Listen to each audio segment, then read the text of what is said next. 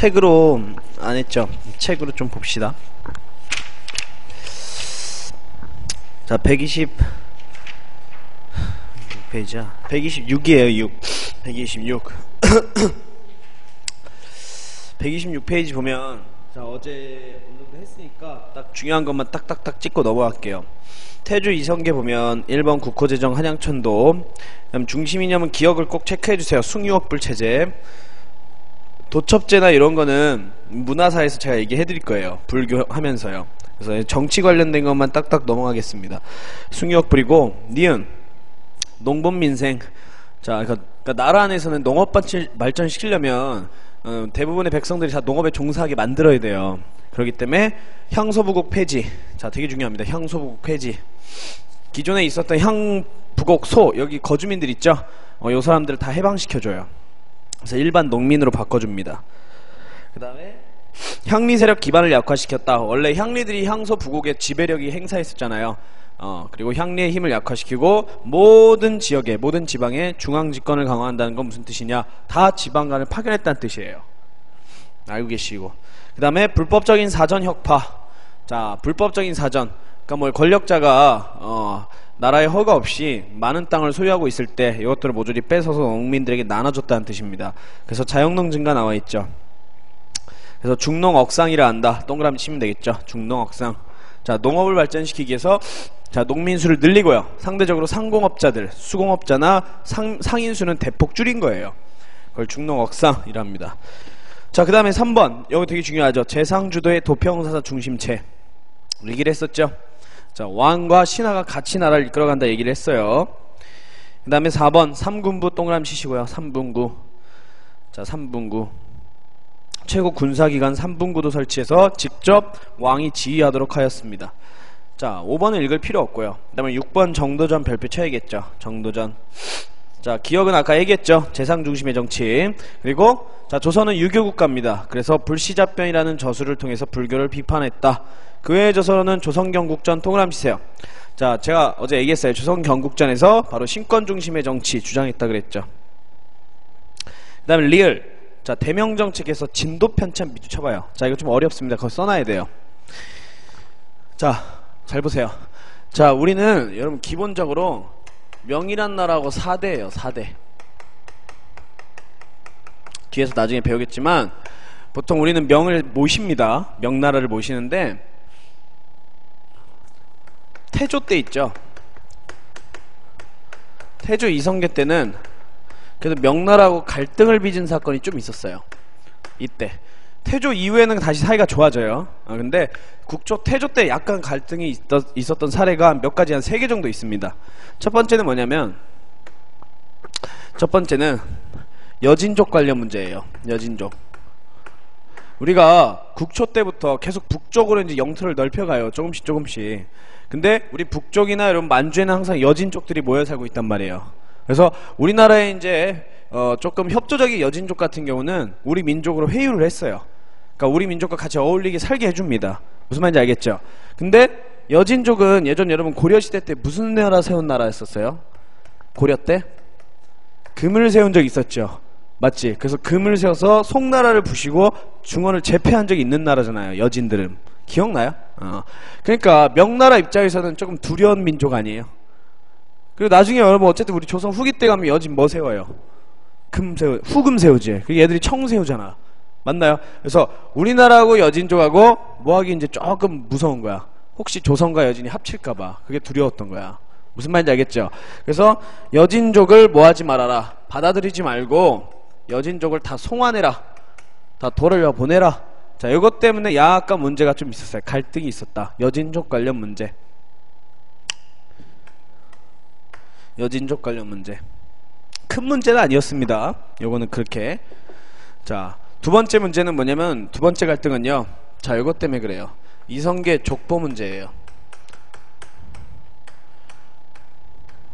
이성계 족보 문제. 자, 이성계가, 자, 얘는 신흥부인 세력이고 신진사대부랑 결합해서 어쨌든 위화도 해군을 통해 정치적 실권 잡은 사람이죠. 그치? 그리고 조선을 세웠고요. 자, 하지만 그런 과정에서 갈등을 빚은 애들이 보통 친원파들 아니에요? 권문세족 친원파들. 맞죠? 자, 이성계가 친원파 건문세족 이이님이라는 인물이 있어요. 이이님. 우왕을 왕으로 올린 사람이에요. 얘는 대표적인 친원파 중에 한 명입니다. 고려말 건문세족 친원파 중에 한 명이 이이님이 있어요. 근데 이 이성계와 이 신진사대부들이 모여가지고 이 친원파들을 나라에서 몰아낼 때, 자, 이이님의 이제 뭐 부류들, 이이님 뭐 제자들이나 이이님 이제 다른 사람들이 이 명나라로 가가지고 명나라 황제에게 뭐라 했냐면, 이성계는 옛 건문세족 이이님의 자손이다, 아들이다, 이렇게 얘기를 합니다. 그러니까 무슨 사람 말이 안 돼요. 이성계 아버지는 이자춘이라는 사람이에요. 장군 출신. 그 사람의 아들인데 이 건문세족 부류들이 명나라 찾아가서 이성계는 옛 건문세족 친원파의 아들이다 이렇게 말을 했단 말이에요. 왜 그랬을까요? 아무래도 그치, 명과 이성계 사이를 조금 갈라놓으려는 그런 목적이 있었던 것 같아요. 맞나요? 자, 아무튼 이 문제는 아닌 걸로 판명은 됐는데, 문제는 뭐냐면 명나라가 자기네 법전에다가 이성계는 이이님의 아들이다 이렇게 써놓고 안 바꿔줍니다. 안 바꿔줘요. 그럼 우리나라 입장에서는 어떻게 해요? 짜증나지? 그럼 계속 사신을 보내서 바꿔달라고 요구를 했을 거 아니에요. 이게 약 어느 정도 걸렸냐? 200년이나 걸려요. 약 200년 이상 바꿔달라고 요구하는 게. 그래서 선조 때, 16세기 말 선조 때야 가서 이성계는 이자춘의 아들이다 이렇게 수정을 해줍니다. 그럼 요 새끼들이 왜 안 바꿔줬을까요? 뻔하지 뭐. 이제 계속 정기적으로 우리가 그들에게 뭐 하기를 바란 거예요? 그치, 계속 오길 바란 거야. 그래서 이 족보 문제 관련해서도 약간 갈등은 있었어요. 근데 이 두 문제는 큰 갈등은 아니에요. 전쟁까지 막 벌어날 정도로 이렇게 큰 문제는 아니었습니다. 자, 근데 세 번째, 이게 정말 큰 문제고 여러분들이 이건 반드시 요건 꼭 외워주셔야 돼. 세 번째 문제는요, 지금 거기 써있는 얘기 있죠. 뭐 진도 편찬 뭐 나오죠. 요거와 관련된 문제예요. 여기 뭐냐, 표전 문제라고 봅니다. 표전 문제. 표전 문제라 그래요. 표전 문제. 자, 표전 문제란 건 무슨 소리냐면 쉽게 말해서 외교 문서 문제예요. 외교 문서 문제. 자, 정도전이라는 인물은 조선을 세우는 과정에서는 명에 대해서 극진히 사대를 해요. 근데 딱 세우고 나서는 정도전은 무슨 생각하냐, 옛 고구려 가지고 있던 땅을 회복해야겠다, 명을 한번 우리 손아귀에 한번 내려봐야겠다, 이런 생각이 됩니다. 무서운 놈이에요. 말도 안 되는 이 얘기를 하고 있었죠. 자, 아무튼 간에 그런 생각을 가지고 있기 때문에 당시 여러분 4대 외교문서를 이제 주관한 사람이 정도전이었어요. 즉 외교문서를 작성하면 무조건 정도전이 모든 검토를 끝낸 후에 이제 보내는 거예요. 알겠죠? 근데 그 표현이 굉장히 무례합니다. 누구한테 무례한 거야? 명나라 황제에게 무례했단 말이야. 즉 명을 낮추고 우리 조선 이성계를 높이는 표현을 자주 씁니다. 그럼 명나라 황제 주원장이 굉장히 궤심했겠죠. 그래서 요 외교문서 작성한 새끼 와라, 주관한 놈 송환해라. 그래서 이성계가 그 뭐야, 왕실 내에서는 이제 국가 내에서는 정도전을 이제 보내야겠죠. 명나라 황제가 요구하니까. 근데 이성계가 아무래도 정도전은 이성계를 왕으로 올려줬으니까 이성계 계속 보호해줬단 말이에요. 안 보내고. 무슨 말인지 알겠어요? 자, 요렇게 갈등이 커지니까 결국 정도전이 뭘 건의하냐면, 정도전이 이성계에게 요걸 건의해요. 전하, 요동정벌합시다. 요동정벌을 건의합니다. 요동정벌 건의. 무슨 소리예요? 명나라와 전투합시다, 전쟁합시다, 이렇게 건의하게 됩니다. 그래서 편찬한 게 거기 써있는 진도편찬이에요. 진도편찬. 자, 명나라 군대에 대항하는 전법서예요. 병법서. 그래서 명나라에 대항하기 위해서 자, 군대를 훈련시키기 시작합니다. 이게 진법 내지 진도라 그래요. 알겠나요? 그래서 태조 이성계 한 후반부터 자, 명나라 전쟁을 하기 준비를 막 하는 거야. 근데 이거는 실제로 수행이 못했어요. 왜요? 정도전이 1차 왕자연한 때 누구에게 죽어요? 이방원에게 죽죠. 그죠? 그래서 그 이후부터 다시 명가의 관계가 확 회복된 거예요. 그래서 리을의 대명정책이 요거 말하는 겁니다. 저 표전 문제. 이건 진짜 전쟁까지 일어날 뻔한 극심한 갈등이었어요. 나머지 두 개는 그렇게 큰 갈등은 아니고요. 그래서 3개 정도는 알고 계셔야 돼요, 여러분들이. 자, 여기 리을에 나와 있고요. 자, 미음 1차 왕자의 난으로 이방원에게 제거됐다. 그래서 명가의 관계가 확 회복됐다라는 겁니다. 자, 127쪽 보면 정종면 1차 왕자의 난, 2차 왕자의 난 나오죠. 여기 그냥 읽어보세요. 예, 이거 보시고, 자, 그런 거를 거쳐 가로 3번에 태종 이방원이 즉위한다. 태종 이방원이 즉위한다. 자, 뭐 한다 그랬어요? 이방원. 왕권 강화밖에 없다 그랬죠. 맞지? 왕권 강화. 그래서 국왕 중심의 통치 정비. 기억 봅니다. 자, 공식적으로 도평의사사를 뭐로 바꿨어요? 의정부 비주시입니다. 의정부. 명칭이 공식적으로 의정부로 바뀌어요. 그 다음에 니은 별표 쳐야겠죠. 이게 제일 중요합니다. 육조 직계제. 그래서 의정부에 할 일이 없어졌다 그랬죠. 그 다음에 디귿. 이거 안 봤죠? 별표 칩니다. 사관원 독립. 여러분 원래 사관원은 뭐 하는 기구인지 아세요? 간쟁기구예요. 간쟁. 간쟁이라는 건 뭐야? 정치적 잘못을 지적하고 따지는 역할을 말합니다. 그리고 보통 사관원은 사헌부랑 같이 모여가지고 뭐 하기도 하냐? 탄핵을 건의하기도 해요. 무슨 말인지 알겠죠? 그러니까 사관원을 독립시켰다는 게 무슨 뜻이냐면요, 왕이 직접 사관원을 조정했다는 뜻이에요. 그러니까 조심해야 돼. 이거 되게 어려운 거예요. 그러니까 원래 사관원의 존재 의미는요, 원래 왕견제예요. 왕견제. 국왕의 독점 견제하는 기구예요. 근데 이방원 때만 사관원은 누구를 견제하는 거예요? 이방원 때만 신하들을 견제하는 거예요. 이때만이에요. 알겠죠? 꼭 기억하셔야 돼. 사관을 독립시키고 대신들을 견제하였다. 이때만. 원래는 국왕을 견제하는 겁니다. 자, 그 다음에 리을. 왕실의 외척과 종친. 종친이 뭐죠? 왕족들이죠. 왕족들의 영향을 축소시키고 그들의 뭐를 혁파했대요. 이게 중요하죠. 그들의 사병을 혁파했다. 그래서 이렇게 왕권 중심 체제를 확립했다. 자, 그 다음에 경제적 정책은 호패. 동그라미칩니다. 호패법. 16세 이상의 모든 성인 남자에게 발급했다. 여자는 왜 제외했을까요? 호패를 발급한 목적 자체가 남자 노동력 조사하는 게 목적이에요. 그래서 남자들 동원하려는 게 목표죠. 자, 그래서 세 번째 달라 보시면 3년마다 변동사항 작성, 서울시청 한성부와 지방간 수령이 이를 관리했다. 자, 밑에 목적만 알아두십시오. 목적은 군역 및 요역자원 및 국민동태 파악, 호구 및 인종수 파악하여 재정수비 흐름을 도모했다. 자, 이런 것만 조금 알아두시면 됩니다. 그리고 오른쪽 보면 호패 사진 있잖아요. 좀 다 다르죠? 이게 신분별로 다른 거예요. 노비호패하고 양반호패는 다 다릅니다. 딱 봐도 왼쪽 게 양반 거죠. 그렇죠? 자, 넘깁니다. 넘기세요.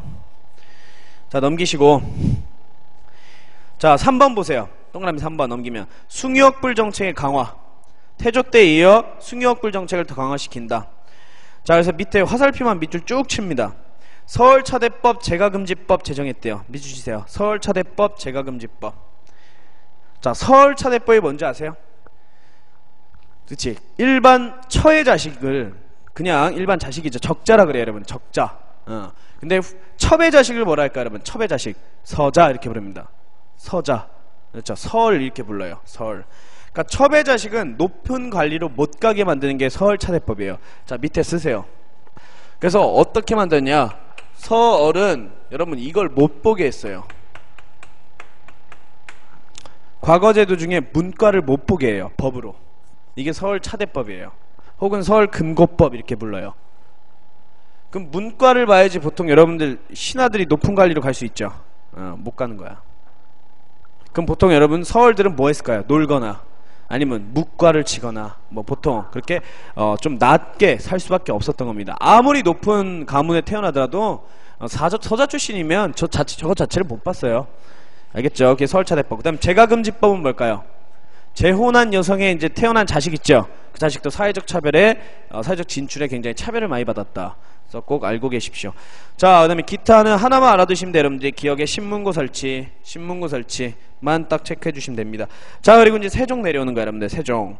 자, 세종 내려오면 자, 집현전 나오죠? 집현전. 궁중내 설치한 학술 및 정책 역공기관이다. 그래서 여기서 집현전에서 뭐도 했대요? 왕실 교육도 담당했대요. 니은에. 그래서 딱 여기만 동그라미 치세요. 경연만 딱 동그라미 치세요. 그래서 신하들과 함께 여기서 훈민정음을 창제했다. 알고 계시고, 동그라미 2번의 별표죠. 의정부서사제의 부활.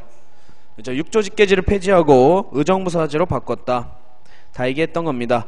자, 그 다음에 4번에 동그라미 3번 필요 없고요. 동그라미 4번에 자, 왕도정치를 지향하기에 광범위한 인재 등용과 동그라미 치세요. 깨끗한 재상을 등용하려 노력했다는 거예요. 청백리 재상, 깨끗한 신하들을 등용하려 노력했다.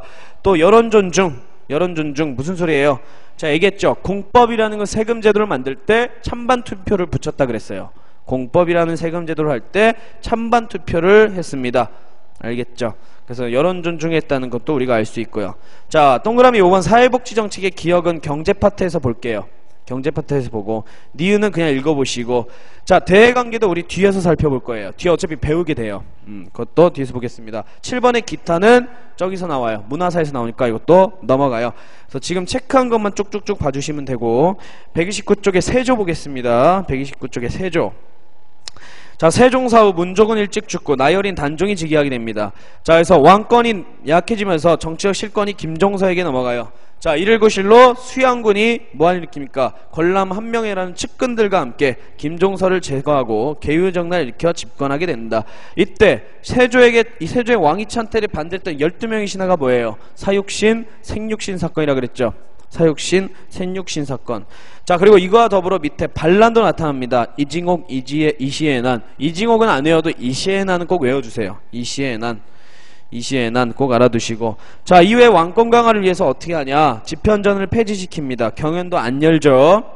그리고 육조직계제로 다시 바꾼다. 동그라미 쳐야겠죠. 의정부서사제에서 다시 육조직계제로 바꿔요. 그 다음에 니은, 요거 보법. 요거는 여러분 그냥 옆에 일단 써놔요. 보법 옆에 군사력 강화. 어차피 알려줄 거예요. 군사력 강화 그냥 써놓으세요. 군사력 강화. 그 다음에 직전법, 이건 경제에서 볼 거고요. 그 다음 리을 밑줄 칩니다. 경국대전의 편찬 착수. 자, 이제 법전이란 걸 만들기 시작해요. 이후 성종 때 안성되고. 자, 4번의 불교장려. 이거도 우리 문화사에서 볼게요. 5번의 국방강화책도 이때 뒤에 나옵니다. 그래서 일단 체크한 것만 딱딱딱 봐주시면 되고. 성종 봅니다. 자, 성종은 세종하고 똑같다 그랬어요. 그죠? 그래서 집현전을 계승한 홍문관 설치했다. 홍문관 설치했다. 그래서 홍문관 딱 내용을 보면 집현전하고 비슷해요. 왕의 자문, 고문, 경연을 열었다. 뭐 이런 내용 다 비슷합니다. 경연 안 써있네. 동그라미 2번에 경연 써있죠. 1번과 2번을 묶어주시면 돼요. 1번, 2번 묶어주시고 넘깁니다. 자, 그래서 경국대전 완성했다. 뭐 어제 했던 내용들이죠 다. 그 다음에 4번 별표 치세요. 자, 훈구파가 강해진다 그랬죠. 15세기 집권 훈구파가 세조 이후 강해집니다. 그래서 얘들을 견제하기 위해서 바로 살인파라는 애들을 새롭게 등용하셔야 한다. 김종직 외워주시라 그랬어요. 김종직. 그래서 여기 안 써있지만 살인 세력을 어디다 집어넣었다 그랬어요. 꼭 기억해 주셔야 돼. 3사 언관직에 집어넣었다 그랬죠. 사원부 사관원 홍문관 3사 언관직에 등용시켰다 그랬어요. 그래야지 훈구파를 견제할 수 있어요. 그래야지. 자, 그 다음 나머지 5번, 6번, 7번 전부 다 경제, 문화사에서 다 나와요. 그래서 쭉 뒤에서 우리가 살펴볼 거예요. 그래서 이렇게 어제 했던 태조부터 이렇게 세종까지, 아니 성종까지 한 번만 더 해봅시다. 이거 계속 여러분들이 머릿속에 넣어야 돼. 태조 때는 여러분 왕과 신하의 관계가 당연히 이거예요. 이거. 그렇지? 직위는 왕이 높고 하지만 왕과 신하가 같이 이끌어가야 된다. 이게 태조. 자, 근데 태종은요. 태종 이방원은 이거죠. 태종 이방원이 이거죠. 자, 근데 태종 다음에 누구죠? 세종. 자, 세종은 다시 이걸로 돌아가는 거죠. 세종. 맞나요? 자, 근데 문종 단종에 거치면서 이렇게 돼버리죠. 그래서 세조가 난 일으켰죠. 세조. 그래서 세조가 어떻게 돼요? 다시 이렇게 가는 거죠. 그래서 얘하고 얘 둘이 바로 태종 세조는 같다 그랬어요. 거의 정책이. 자, 그리고 성종 때 다시 어떻게 가는 거예요?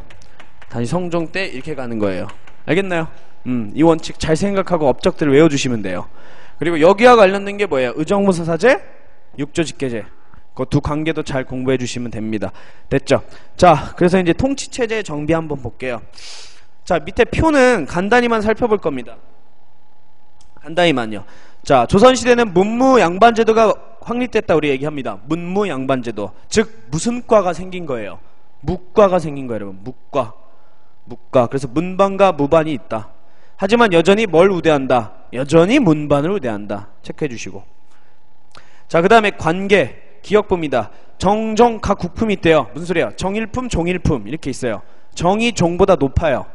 그래서 총 몇 등급이에요? 정일품, 종일품, 정이품, 종이품 이러니까 총 18등급이죠. 18등급. 그치? 종구품, 정구품 이렇게 있으니까요.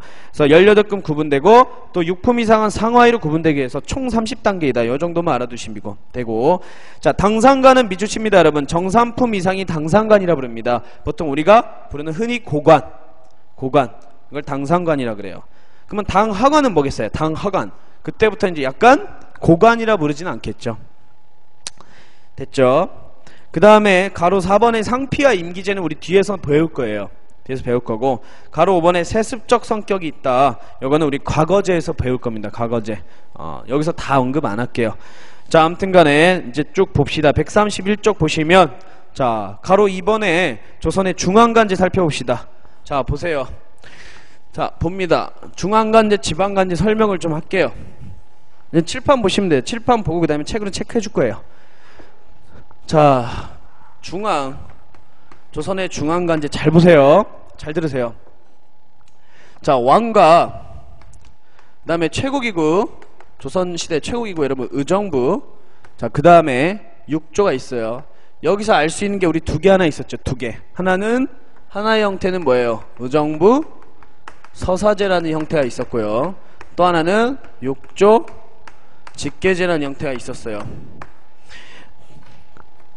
의정부 서제는 뭐예요? 왕과 신하가 조화롭게 나라를 이끌어가는 형태죠. 자, 육조직계제는요, 왕이 신하를 압도하는 체제죠. 그렇지, 이걸 또 알아야겠죠, 여러분들이. 자, 봅시다. 자, 의정부에는요, 영의정, 우의정, 좌의정, 우상, 뭐 좌상, 영상 들어봤을까요? 영상대감, 뭐 좌상대감. 자, 1등급 관리들을 말합니다. 얘들이 보통 재상이에요. 재상. 최고 신하들입니다. 그리고 6조의 장은 판서예요. 판서. 뭐 2조 판서, 호조 판서 이런 말 들어봤을 거예요. 6조. 그래서 요게 이제 최고 정치 형태죠. 자, 그래서 이 다음에 뭘 알아야 되냐면 여러분들이 왕권 강화기관과 왕권 견제기관을 알아야 돼요. 왕권 강화기관. 그러니까 왕권을 뒷받침하는 기관이 두 개가 있어요. 두 개. 자, 첫 번째는 뭐냐면 요런 기관입니다. 첫 번째 의금부. 자, 의금부 들어봤을걸요? 사극에? 특히 보통 대역죄인들 압송할 때 의금부가 나서죠. 그죠? 의금부 판사가 이제 장인데, 자, 의금부를 여러분들이 수험에서 어떻게 알아두면 되냐? 왕명 특별재판기관 이렇게 알아두시면 돼요. 나라의 중죄인들을 다스리는, 자, 왕명으로만 움직이는 특별재판소예요. 무슨 말인지 알겠어요? 왕의 직접적인 지휘를 받는 거라고요. 자, 근데 그 죄인에 대해서 그 죄인의 형량을 낮추거나 조정할 때는 이 신하들이 여러분 건의는 할 수 있어요. 그래도 결정권은 누구한테 있는 거예요? 왕한테 있는 거야. 알고 계시고요. 그래서 왕명 특별재판기관. 자, 그 다음에 영화 광해에서 나왔어요. 승정원. 승정원의 장이 여러분 도승지다. 도승지. 자, 그래서 승정원은 무슨 기관이에요? 비서예요. 왕의 비서. 그래서 우리가 네 글자로 뭐라 하냐? 왕명출납기관 이렇게 불러요. 왕명출납기관. 비서입니다. 비서. 그래서 저 두 기구와 왕을 뒷받침하는 기관이다. 자, 그러면 반대로 유교정치니까 왕권 견제기관도 필요할 거 아니에요. 왕이 독재하면 안 되잖아요. 됐어요?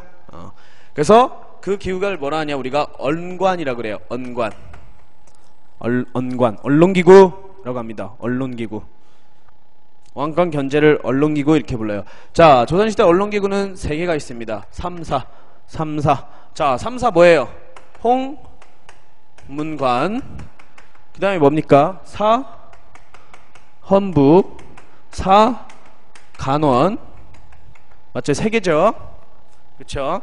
자, 홍문관은 뭐에 대비하는 이 관청이에요? 왕의 자문 및 고문에 응대하는 기구예요. 무슨 소리예요? 왕의 정책을 수행할 때 왕을 뒷받침하는 기관이에요. 왕이 잘 모르는 부분에 대해서 알려주고 조언을 구하고 조언을 해주고, 오케이? 그런 것들을 도와주는 기관이 홍문관. 그러니까 굉장히 엘리트 관료가 임명될 수밖에 없어요. 굉장히 나라에 똑똑한 사람. 그 다음에 사원부는요, 말 그대로 감사원 같은 거예요. 관리감찰. 그 다음에 탄핵건의. 뭐 군대에 생활하면 헌병대 같은 애들이에요. 자, 그 다음에 사간원은요, 왕의 잘못을 지적하고 따지는 간쟁. 그쵸? 간쟁기관입니다. 자, 얘네들이 뭉쳐가지고 뭘 이루냐? 양사 또는 대간이라고 불러요. 둘이 뭉쳐서. 그래서 무슨 권을 행사하기도 했냐? 고려시대 때처럼 마찬가지로 서경권을 행사하기도 합니다. 서경권. 관리 임명할 때 동의를 구하는 거, 동의권이 여러분 서경권이었죠? 맞죠?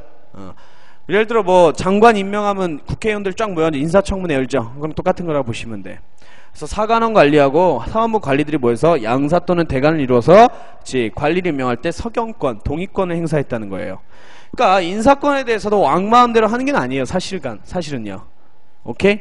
태종이나 세조 같은 그런 엄청난 왕을 제외하고서는 대부분 이렇게 처리를 했다는 뜻입니다. 그래서 요거는 왕의 독재를 견제하는 기관인 거예요. 요거는 왕권을 뒷받침하는 기관이고요. 이렇게 딱 비교를 해주셔야 돼요, 여러분들이. 자, 그 다음에 뭐 기타 기관들이에요, 여러분들. 기타 기관들 뭐 한성부 이런 거 있어요. 이건 뭐야? 서울시청입니다, 여러분. 서울시청. 그 다음에 또 뭐 있냐? 춘추관. 춘추관은 뭐 하는 기구예요? 역사서를 보관하고 실록을 편찬하는 관청이죠. 춘추관. 자, 그 다음에 또 뭐가 있을까요? 승문원 뭐 이런 기구가 있어요. 이건 외교문서를 작성하는 기관이고요. 기타 등등등. 이 기타 기관들은 그냥 여러분들이 자주자주 눈에 익혀두시면 돼. 근데 요거는요, 요거는 완벽하게 100% 외워야 돼요. 요 나머지 것들은 이건 뒤에서 이따가 책으로 좀 찝어줄 거예요. 뭐 여기 뭐 성균관 뭐야겠어요? 최고 국립대학, 그죠? 이런 것도 기타 기관들을 이따가 살펴보겠습니다. 그래서 중앙정치기구가 이렇게 돼 있다. 자, 그 다음에 뭐 배우냐? 잘 보세요, 여러분. 지방부입니다. 지방. 자, 조선의 지방 볼게요. 잘 보세요. 자, 조선 지방 보시면 자, 전국을 몇 도로 나오냐? 8도로 합니다. 도가 가장 큰 단위예요. 도. 자, 그 다음에 도 밑에 부, 목, 군, 현. 보통 그냥 일반 군, 현 이렇게 불러요. 오케이? 자, 도에는 누가 파견되냐? 관찰사라는 지방관이 파견돼요. 관찰사. 되게 높은 관리예요. 관찰사. 그 다음에 부목군현에는 각각 등급에 따라 묵을 파견하냐? 수령을 파견합니다. 수령. 지방관이죠. 자, 그러면 관찰사가 수령보다 높은 사람이겠죠. 맞죠? 그래서 보통 관찰사는 수령을 감독하고요. 그 다음에 승진점수. 승진점수도 기록해요. 아니다, 이렇게 하면 좀 웃기다. 자, 근무성적 이렇게 적겠습니다. 근무성적 평가. 근무성적도 평가한다. 그러니까 감독하는 거죠. 그치? 자, 그러면 수령은 관찰사에 뭐 해야겠어요? 명령을 하달받는 거예요. 오케이? 그럼 관찰사는 어디서 명령을 받겠어요? 중앙에서 명령 받겠죠? 맞죠? 그래서 이제 수령에게 이제 명령을 하는 겁니다. 쭉쭉쭉 내려가는 거예요. 중앙에서 이제 지방으로 쫙 내려가요. 한편 여러분, 고려시대 때 있었던 향부곡소 어떻게 됐어요? 없어. 맞죠? 자, 그 다음에 속자 들어갔던 기억나요? 속군현 어떻게 됐어요? 없어요. 그러면 조선시대는 전국은 부목군현에 다 지방관이 파견된 거야. 이해가요? 오케이? 되게 중요합니다, 이거. 자, 하지만 말단 촌락 있죠, 여러분. 말단 촌락 여기까지 파견하진 않아요. 얘가 말단 촌락이 뭐라고 부르냐? 우리가 면리라 불러요. 면리. 여긴 촌이죠, 한마디로. 촌락. 자, 그러면 여러분, 면과 리에는 그래 누가 있겠어요? 면장, 이장이 있겠죠. 우리 이장님 알죠? 면장, 이장. 자, 면장, 이장은 누구의 통제를 받겠어요? 당연히 그치, 저 수령의 통제를 받겠죠. 하지만 말단이기 때문에 통제력이 너무 안 비칠 수는 있잖아요. 맞죠?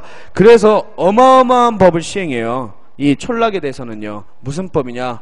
오가 장통법이라는 법을 시행해요. 그래서 통제를 하는 거예요. 되게 무서운 법이에요. 잘 봐요.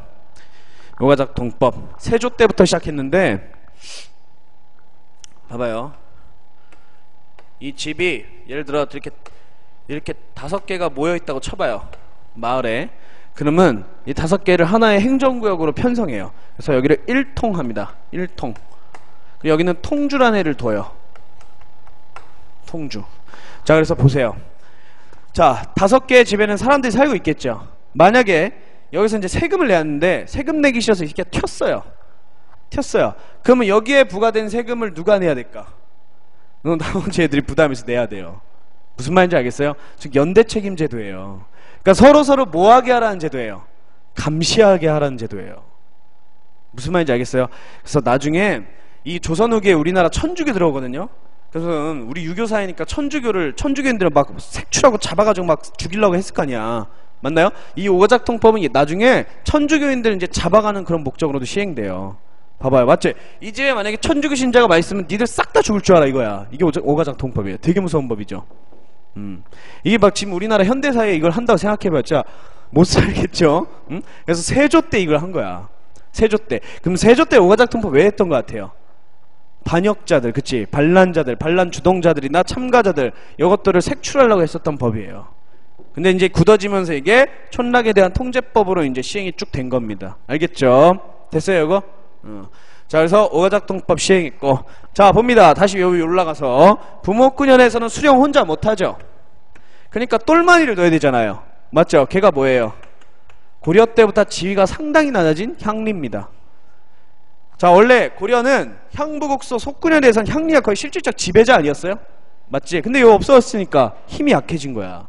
그래서 향리는 할 일이 없어지고 육방이라 해서 6분류의 향리로 개편돼 가지고요, 단순히 향리는 수령을 뭐하는 기구냐, 뭐하는 관리냐, 보좌하는 관리로 그냥 변해버려요. 보좌, 그냥 명령을 그냥 받드는 거지. 그거 얘는 할 일이 없습니다. 그리고 수령은 향리에 대해서 명령을 하는 거죠. 명령을 하는 거죠. 됐나요? 야, 세금 걷어와 이거지 뭐. 자, 근데 이렇게 되면 수령과 향리가 만약에 부패적이면 여기 완전 말짱 꽝이 되겠죠. 그치? 그래서 조선 초기 때부터 수령과 향리를 견제하는 이 지방양반들이 모인 집합소가 있었어요. 세조 때 난 때문에 폐지되기도 합니다. 바로 유향소라는 기구예요. 유향소. 예를 들어 잘 보세요. 지금 현재의 관점에 보면 수령은 도청의 도지사예요. 그 다음 향리들은 뭐겠어요? 그 도의 공무원들이에요. 무슨 말인지 알겠죠? 그러면 도청에 지금 도지사 공무원들이 있겠죠? 그러면 도청 옆에 항상 뭐가 있어요, 여러분? 도청 바로 옆에 도의회 있어요. 그쵸? 지역 의원들 있죠? 그래서 도의회 의원들 모여가지고 뭐예요? 그 지역에 대해서 일을 처리하죠. 회의하죠. 도지사랑 같이 처리하죠. 만약에 여러분 도지사가 부정부패 저지르면 도의회 의원들이 그 도지사 뭐 할 수 있어요? 그치? 소환해서 탄핵할 수 있어요. 오케이? 자, 그러니까 여러분 유향소는 뭐 하는 기구예요? 그 지역에 덕망받고 유명한 인사들이 모여가지고 수령과 향리를 견제하는 지방양반들 집합체야. 그러니까 현재 지방의회예요. 이건 지방의회. 중앙에는 3사가 있다면 지방에는 뭐가 있는 거예요? 유향소가 있는 거라고요. 이해 갔죠? 그래서 자, 유향소는 부정적인 부정부패를 저지르는 향리를 감찰했다. 그쵸? 견제했다. 얘들이 세금을 잘 걷나 안 걷나 조사하고 감시했다는 뜻이고요. 자, 그리고 막 새로 부임한 수령 같은 경우는 그 지방에 대해서 모를 수 있잖아요. 그래서 유향소에 있는 지방 양반들에게 수령에게 뭘 해주었다? 자문을 해줬다는 거죠.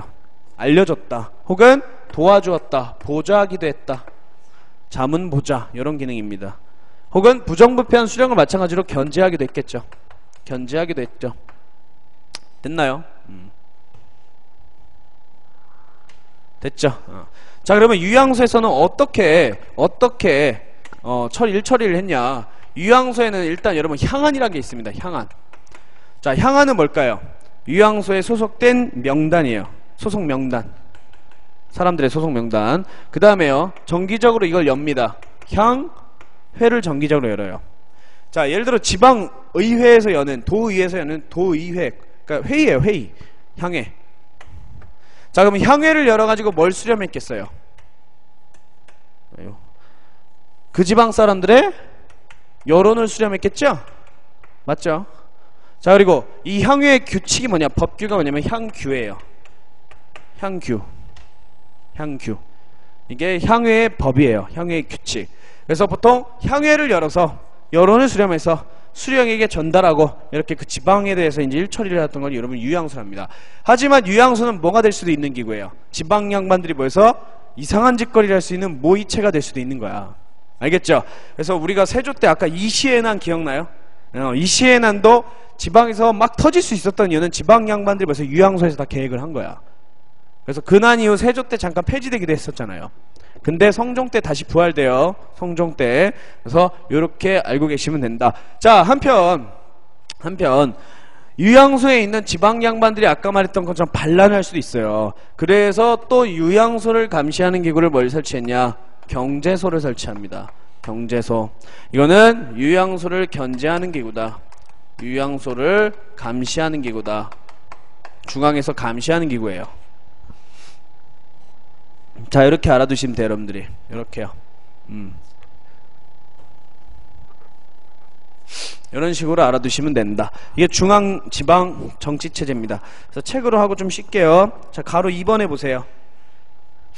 자, 가로 2번에 기억에 의정부 있을 거예요.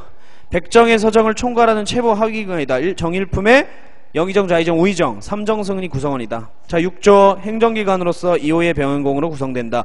정의품의 장관, 판서 및, 자, 판서는 외워주세요. 그래서 여러 관청으로 이루어져 업무를 분담하였다. 넘깁니다. 넘기세요. 132쪽. 넘기면 맨 위에 3사 있어요. 3사 역할. 자, 무슨 기관이라고 해요? 동그라미 치세요. 언론기관 동그라미 쳐주세요. 언론기관. 그리고 특징 봅니다. 권력의 독점 및 부정을 방지한다. 3사의 고관들은 왕이라도 함부로 막을 수 없었다. 그래서 헌부부터 봅시다. 장은 대사 헌. 같이 헌자가 들어가니까 외우기 쉽죠. 헌. 자, 감찰 및 탄핵기관이다. 밑주시세요. 감찰 및 탄핵기관이다. 자, 사관원과 함께 대관이나 대관 위에다 양사 써주시고요. 대관 위에다 양사. 대관 또는 양사를 구성하여 서경을 행사한다. 서경. 그 다음 사관원은 장은 대사관이다. 왕에 대한 간쟁. 동그라미 칩니다. 간쟁. 사관원은 간쟁. 그 다음 홍문관은 대제학이 장이다. 자, 학술기관이며 주로 경연. 동그라미 세요. 경연을 열고 왕의 고문 및 자문을 담당하여 전문가 역할을 하였다라는 겁니다. 자, 한편 동그라미 3번 왕권강의관은 제가 썼죠. 승정원 의금부 2개가 있다 그랬죠. 자, 장은 도승지고 왕명출납 비서기관이다. 됐죠? 의정부는 장은 판사, 국왕직속의 상설 사법기구로 국가의 큰 대역죄인을 다스리는 기관입니다. 알겠죠? 자, 그 다음에 기타기관 보겠습니다. 기타. 자, 한성부는 서울시청, 한양시청이라 그랬고요. 자, 춘추관, 역사서 편찬과 보관 담당. 자, 예문관 밑줄 치세요. 왕의 교서를 작성한대요. 왕의 교서를 작성한대. 자, 밑에 교서가 뭐래요? 임금의 말씀이나 명령의 내용을 신하가 대신 짓던 일. 정말 예를 들면 서기관 같은 걸 보시면 돼요. 됐죠? 자, 포도청은 주로 상민의 범죄를 담당하는 경찰기관. 밑주시세요. 주로 상민, 백성들의 범죄를 담당하는 경찰기관이다. 그 다음에 미음의 3관에 예문관, 홍문관 말고요. 교서관, 경적을 가능한데요. 그래서 뭐야? 출판소예요. 출판소. 인쇄소입니다. 교서관, 인쇄소. 자, 사관에 성균관 써있죠. 최고교육기관 성균관. 승문원, 외교문서 작성. 승문원도 체크해주세요. 지금 다 체크한 건 다 외워야 돼요. 근데 하나 말씀드리면 기타 기관이 거의 정답이 된 적은 거의 없어요. 그냥 시험 문제 보기 중에 하나씩 들어가요. 그럼 보통 여러분 정답으로 걸리는 건 뭘까요? 정답으로 걸리는 거는 여기 칠판에 쓴 거 있죠. 보통 정답은 여기서 다 걸리는 거야. 그리고 기타 기관은 그냥 하나씩 들어가는 거예요. 대신 시험 문제를 맞추려면 눈에는 많이 익혀두시라는 거야. 몽땅 다 외울 필요는 없고요. 무슨 말인지 알겠죠? 자, 그 다음에 가로 3번에 지방간제 봅시다. 자, 속현 및 향부국서 소멸 모든 군현의 지방간 파견. 자, 그러면 고려보다 조선은 지방간의 힘이 너무 강해진 거야. 그럼 얘네들도 견제하는 장치가 필요하겠죠. 그래서 상피제라는 게 밑에 나와요. 상피제.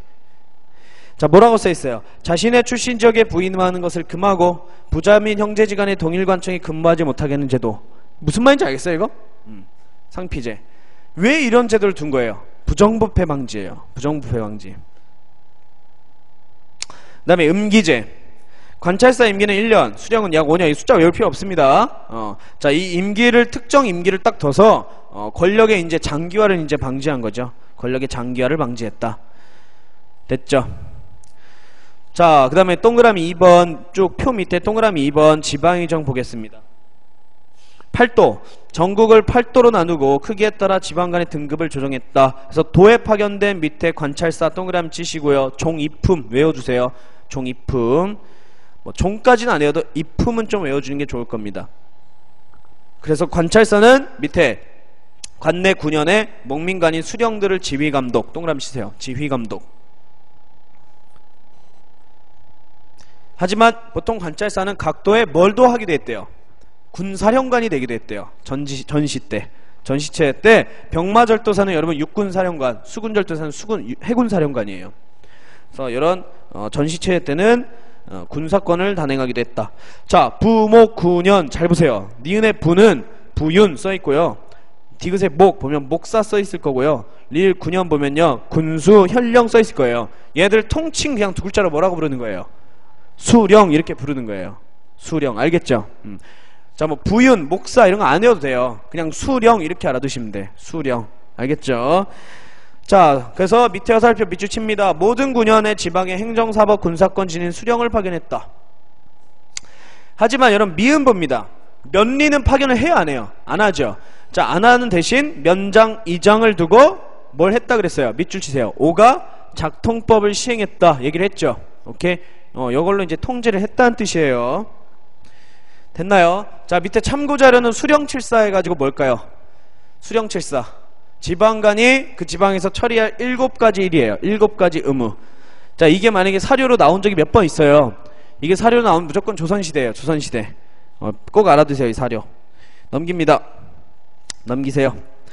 자, 134쪽 보시면 자, 참고자료에 오가작통법하고 호패법 있죠. 첫 번째 호적제도 말고 오가작통법, 호패법 사료는 꼭 읽어주세요.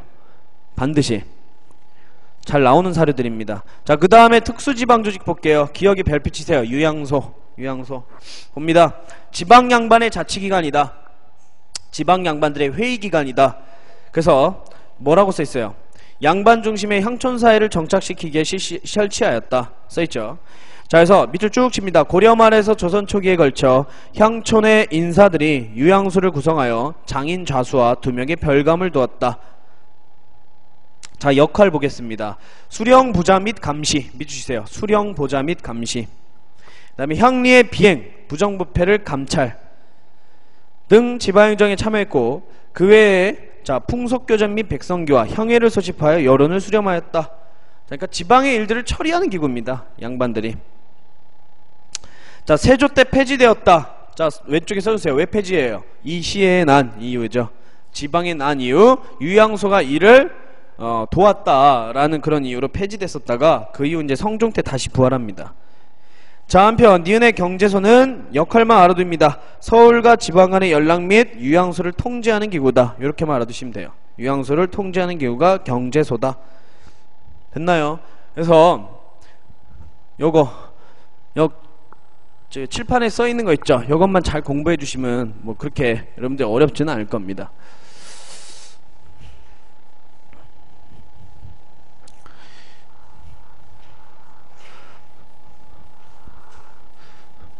조선시대가 내용이 되게 많아요. 엄청 많아서 여러분들 좀 힘들 거야. 딱 하나만 더 하고 쉴게요. 좀만 힘내요. 자, 군사까지만 하고 쉴게요. 이거 금방 하니까. 잘 보세요. 우리 태종 때 여러분 뭘 폐지했죠? 사병 폐지했던 거 기억나요? 자, 사병 폐지하고 뭘 실시했냐면 봉족제 실시했어요. 봉족제가 뭐냐면 요겁니다, 여러분들. 16세에서 60세 이하 있죠? 이 남자들을 자 이제 모으는 거예요. 16세 60세 이하 남자들 있죠? 성인 남자들을 모아가지고 자, 양인계병제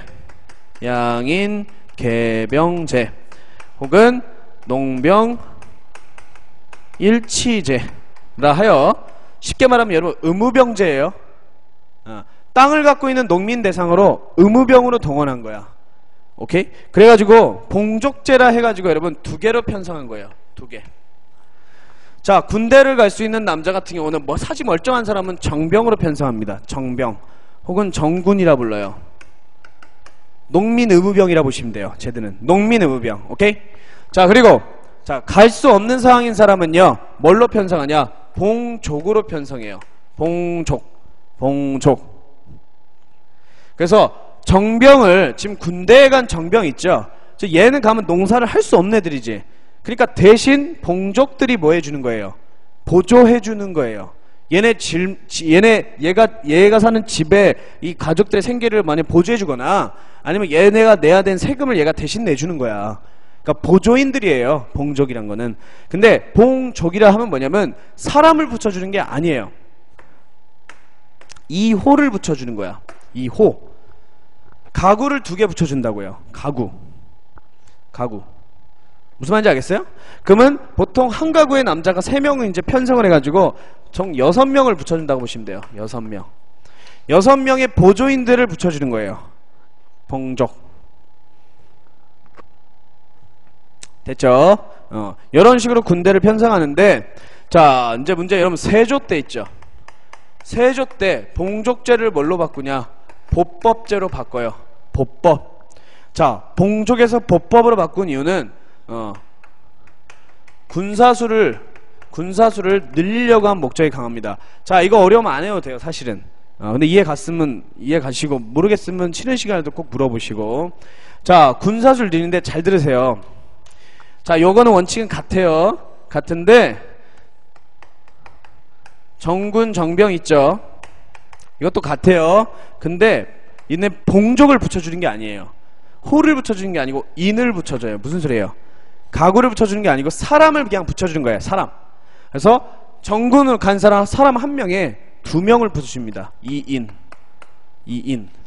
그러면 봉족제에 비해 보법은요 몇 명이 남아요? 6명에서 2명이니까 4명 남죠. 그치? 이 4명을 어디로 보내는 거야? 정군으로 싹 다 더 보내는 거예요. 남은 4명을요. 무슨 말인지 알겠어요? 남은 4명을. 맞잖아요. 여기서 4명 남을 거 아니야. 이 4명을 여기로 보내는 거라고요. 그러면 전체적으로 봤을 때는 봉족제보다 보법했을 때 군대 수가 어떻게 돼요? 올라가는 거야. 오케이? 요거 이해하시라고 그냥 넘어가시는 거예요. 그러니까 봉족제가 시험에 나온 적 없어요, 여러분들. 근데 왜 봉족제에서 법법으로 바꿨을까? 그냥 이해하고 넘어가요. 꼭 굳이 외울 필요는 없습니다. 그냥 국방력을 강화시키기 위해서. 오케이? 자, 요렇게 해놓고 세조 때 드디어 우리나라 중앙군 그다음에 지방군 체제가 확립이 됐다. 중앙군, 지방군 체제가 확립이 됐다. 자, 중앙군은요 수도와 왕실을 보위하는 부대죠. 그래서 오위제라고 합니다. 여러분, 오위제. 5개의 부대로 구성되어 있어요. 오위제. 자, 오위제 구성원은 일단 누가 제일 쪽수가 많겠어요? 당연히 저기 정군 있죠. 의무병들. 맞지? 정군의 숫자가 굉장히 숫자가 제일 많겠죠. 정군이 중심입니다. 하지만 직업군인들도 있어야겠죠. 쟤네는 의무병이니까. 하급지휘관들도 있어야 될 거 아니에요. 걔들을 갑사라 그래요. 갑사. 하급지휘관이에요. 그러면 얘는 직업군인이네요. 그죠? 갑사. 이런 부대가 있었고요. 이런 구성원들이죠. 그 다음에 여러분 고급 특수군도 있어요. 고급 특수군. 요거는 왕실,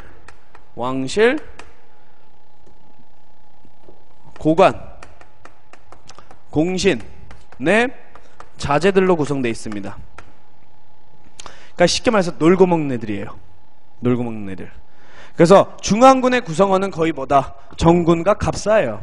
저 둘이 구성원이에요.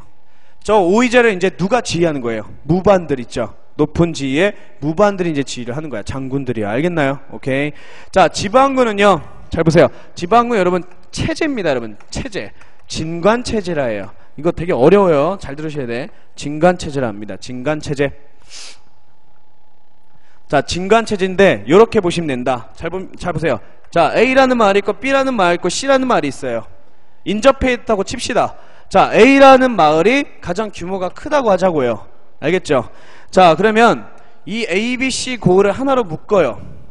그 다음에 여기다가 뭘 쌓냐? 이 읍성이란 걸 쌉니다. 이 마을에 성을 쌓는다고요. 읍성이라 그래요. 오케이? 자, 여기서 A가 제일 크다 그랬죠? 여기를 거진이라 그래요. 거진. 그 다음에 나머지는 그냥 진들이에요. 진들. 그래서 거진의 수령이 나머지 B, C에 있는 농민 의무병들 있죠? 정군들 있죠? 여기에 농민들을 다 뭐 하는 거야? 거진의 수령이 다 지휘한 체제를 진관체제라 그래요. 그래서 다시 말해서 인접해 있는 마을끼리 진관이라 해서 이렇게 묶는 거야. 묶어서 성을 쌓은 다음에요. 여기에 있는 수령들이 각 지역에서 모인 농민들을 여기서 자기 지역을 방어하는 체제를 말해요. 하지만 여기서 가장 큰 고을 있죠. 그 사람이 총지휘관이 되는 거죠. 총지휘관. 그러니까 결국 진관체제는 쉽게 표현하면 이렇게 말할 수 있다, 여러분. 향토방위 체제입니다, 여러분. 향토방위 체제. 그러니까 여러분 대구 시민이니까 대구만 지키면 돼요. 무슨 말인지 알겠죠? 오케이? 그런 체제가 진관체제예요. 거진이 뭔지 알겠죠? 뭐 예를 들어 뭐 마산, 대구 뭐라 할까? 창원 뭐 이랬다 칩시다. 오케이? 대구가 제일 크다고 봐요. 그러면 그치? 대구가 거진이야. 대구가 나머지 마산, 창원에 있는 이 부대들 다 거느리는 거예요. 자, 근데 여러분 진관체제 단점이 뭔지 압니까? 단점이 뭔지 알아요? 대규모 전투에선 불리해요. 외적들이 엄청나게 많이 몰려오잖아? 그러면 지방마다 다 깨지게 돼 있어요. 왜냐면 지방에서 그렇게 동원되는 부대의 규모가 그렇지 않아요. 그러니까 소규모의 이 적들이 쳐들어오면 잘 봐요. 자, 보세요. 소규모의 적들이 쳐들어오면 잠깐 여기가 뚫리더라도 어차피 여기 또 뭐가 있어요? 진관이 있죠. 얘네들 여기 불러 모아가지고 또 막으면 돼. 무슨 말인지 알겠죠? 근데 엄청난 규모의 부대가 왔을 때는 일단 숫자가 다 작기 때문에 다 뚫려버려요. 이게 불리한 거야. 그게 바로 여러분 무슨 전투가 있었냐? 자, 명종 때, 16세기 여러분 명종 때 을묘외변이라 그래서 을묘년에 이 외놈들 있죠. 외놈들이 대규모 군함을 이끌고 우리 남해안을 초토화시켜요. 왜 초토화됐냐면 명종은 여러분 16세기 때 왕이거든요. 우리 이제 경제 파트에서 배울 거야. 16세기 때 우리나라 농민들이 굉장히 다 몰락해버려요. 왜냐? 16세기 때 우리나라 세금 제도가 되게 문란해지거든? 여러분 보통 세금 제도가 안 좋아지면 농민들이 먹고 살기 힘들어지죠? 맞지? 그러면 농민들이 농촌을 도망간단 말이에요. 나중에 이제 배우게 될 거예요. 막 도망가면 여기에 농민들이 동원돼요, 안 돼요? 안 되지. 그럼 군대가 어떻게 돼요? 줄어들지. 거기서 왜군이 쳐들어온 거야. 그러니까 이게 어떻게 된 거예요? 붕괴돼 버린 거예요. 무슨 말인지 알겠어요? 16세기라는 상황이 되게 중요한 거예요. 16세기라는 상황. 자, 그러니까 지금 어때? 진관을 유지할 수 없으니까요. 안 되겠다. 새로운 대안이 필요하구나. 그래서 나타난 게 재승방약 체제예요. 재승방약 체제.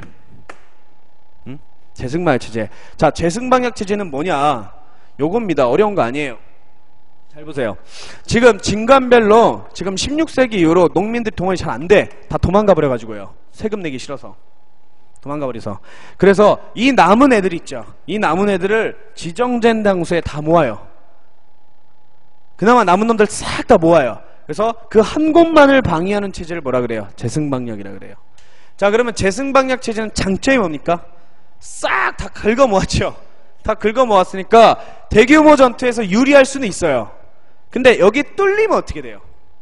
후방에 군대가 하나도 없는 거야. 무슨 말인지 알겠어요? 그래서 이 체제가 언제 깨졌는지 아세요?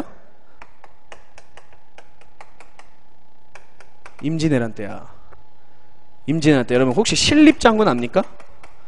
신립? 충주성 전투 아세요? 배수의 진을 친 사람? 충주성? 이 충주성 뚫리면 어떻게 되는 거예요? 그냥 한양까지 직방이에요. 뒤에 군대가 아예 없어요. 무슨 말인지 알겠죠? 왜군이 20여일 만에 여러분 한양까지 북상해서 평안도 함경도까지 지배한 게 뭐가 뚫렸기 때문이에요? 충주, 재승방역 체제에서 충주 지역이 뚫렸기 때문이에요. 이해가요? 그래서 쭉쭉쭉쭉 해서 평양까지 뚫리고 다 뺏긴 겁니다. 됐나요? 자, 그럼 우리 조정 입장에서는 지금 어때요? 문제가 터졌겠죠?